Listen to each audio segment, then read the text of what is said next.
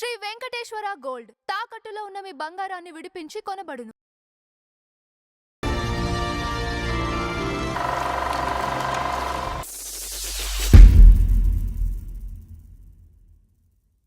అలాగా వాళ్ళ అన్యోన్య దాంపత్యానికి గుర్తుగా ఇద్దరు పిల్లలు పుట్టారు. ఒకళ్ళు వరుణ్ తేజు, రెండు నిహారిక. కొంచెం ఈ సపోర్టింగ్ క్యారెక్టర్స్ అది చేశారు. కానీ ఈయన ఏం చేశారంటే ఒక హీరోగా ఒక సినిమా చేయాలని చెప్పి ఒక మంచి కథ దొరికిందని చెప్పి కౌరవుడి అనే సినిమా తీశారు. కౌరవుడు అనే సినిమా హీరోగా చేశారు ఆయన. ఒక దీంట్లో గెటప్లో చేసేటప్పటికి అది సూపర్ ఫ్లాప్ అయి మొత్తం సంపాదించుకున్నదంతా పోయింది. దాని ప్రొడ్యూసర్ ఈయనే కదా? ఈయన ప్రొడ్యూసర్, ఈయనే ఇది హీరో ఈయనే. Okay okay. కౌరవుడు కాకాక రమ్యకృష్ణ కరెక్ట్ కాంబినేషన్. మొత్తం ఆర్థికంగా చాలా నష్టపోయింది. అది నష్టపోయిన తర్వాత ఇక ఇది ఎలా కవర్ చేసుకోవాలని ఆలోచించి ఈ సపోర్టింగ్ క్యారెక్టర్స్ అప్పుడప్పుడు కదా వచ్చేది. వచ్చిన తర్వాత అప్పుడు ఈయన చిన్న తెరకి బుల్లి తెరకి ట్రాన్స్ఫర్ అయ్యాడు. ఒక 3 సీరియల్స్ 4 సీరియల్స్ చేశాడు ఆయన.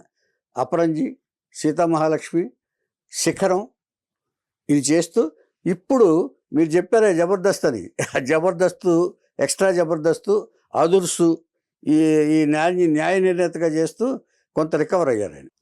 పవన్ కళ్యాణ్ గారు ఏం చేశారంటే ఆయన్ని తీసుకొచ్చి గుడుంబ శంకర్ అనే దాంట్లో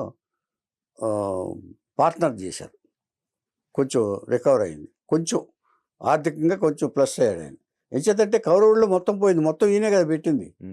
ఈ తర్వాత ఏం చేశారంటే ఆయన చిరంజీవి గారి స్టాలిన్ సినిమాలో సినిమా ప్రొడ్యూసర్గా చేశారు చిరంజీవి గారు.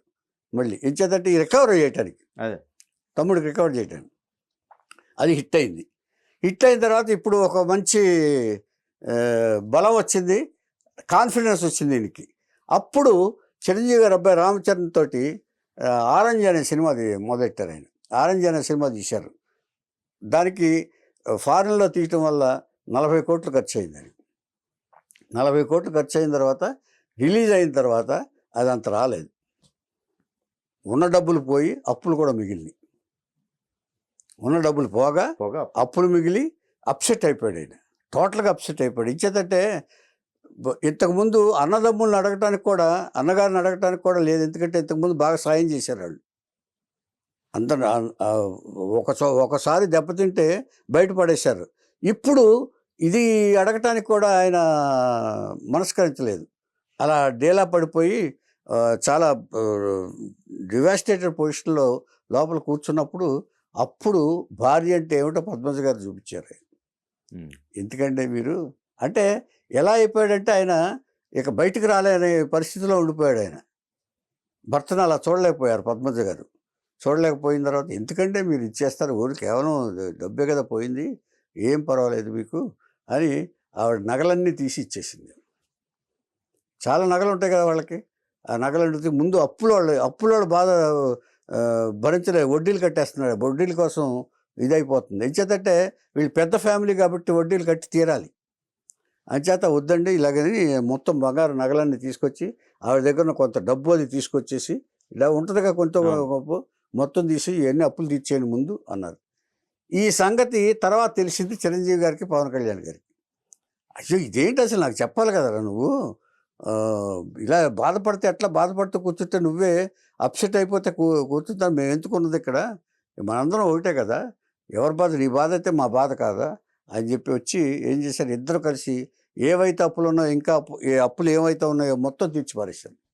ఇప్పుడు ఇంకా ఫ్రీగా ఉండు నువ్వు, దీని గురించి చాలా ఫైనాన్షియల్ ట్రబుల్స్ ఎప్పుడు పెట్టుకోబాకు అని ఇచ్చేసారు.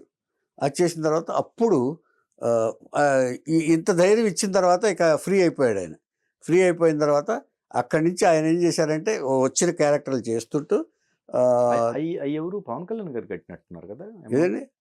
చిరంజీవి గారు కూడా, ఆయన కూడా అయ్యో ఆయన ఇది లేదే. ఇప్పుడు పవన్ కళ్యాణ్ గారు కట్టడం, పైగా రామ్ చరణ్ గారు హీరో కదా, చిరంజీవి గారు కూడా బాధ్యత తీసుకున్నారు. రెమ్యునరేషన్ కానీ స్ప్రెడ్ అయింది మాత్రం పవన్ కళ్యాణ్ గారు ఉపయోగపడ్డారండి. ఇప్పుడు అన్నగారు లేదే పవన్ కళ్యాణ్ గారు కూడా ఉన్నారు. ఆ పవన్ కళ్యాణ్ గారే ముందు ఇనిషియేటివ్ చేసుకునేది ఆయన. ఓకే. ఎవరు అన్నగారు బాధపడకుండా ఈయన చూస్తారు, తమ్ముడు గారు బాధపడకుండా చిరంజీవి గారు చూస్తారు. అందులో వాళ్ళ మధ్య వాళ్ళంతా ఇది చెప్పాను కదా, రామలక్ష్మణులాగా ఉంటుంది. ఒకళ్ళ కష్టాన్ని ఒకళ్ళు ఎవరు తీర్చకుండా ఉండరండి. ఇప్పుడు ఈ అప్పులన్నీ తీర్చేశారు కదండి. తీర్చిన తర్వాత ఇప్పుడు వరుణ్ తేజ్ అందుబాటులోకి వచ్చాడు హీరోగా. అప్పులను తెచ్చిన తర్వాత ఇప్పుడు ఏమి చేయాలి కదా, ఏదో చేయాలి కదా. చేయాలని అనుకుంటున్నప్పుడు వరుణ్ తేజ్ గారికి హీరోగా అవకాశం వచ్చింది. ముకుంద అనే సినిమాతో ఆయన హీరోగా ఎస్టాబ్లిష్ అయ్యాడు. ఆమె రిలీఫ్ అయింది ఇచ్చేత. తర్వాత హీరోగా ముకుంద అయిన తర్వాత ఆయన సెటిల్ అయిపోయి ఆయన సినిమాలు ఆయన చేసుకుంటున్నాడు. ఫ్యామిలీకి పెద్ద రిలీఫ్ వచ్చేసింది. ఇప్పుడు రిలాక్స్ అయిపోయాడు, రిలీఫ్ వచ్చేసింది. ఎవరికి? కొడుకు ద్వారా తండ్రికి రిలీఫ్ వచ్చింది. ఆ తర్వాత నేహారికి కూడా తను కూడా సినిమా హీరోయిన్ చేస్తానంది. కానీ చిరంజీవి గారు కానీ మెగాస్టార్స్ ఫ్యామిలీ కానీ వీళ్ళ మన ఆడపిల్లలు యాక్సెప్ట్ చేయరు మన పెద్ద హీరోల పిల్లల్ని. దానికి ఉదాహరణ కృష్ణ గారి ఫ్యామిలీ. అంచేతంటే మంజులు యాక్ట్ చేస్తానంటే ఫ్యాన్స్ అడ్డుపడ్డారు.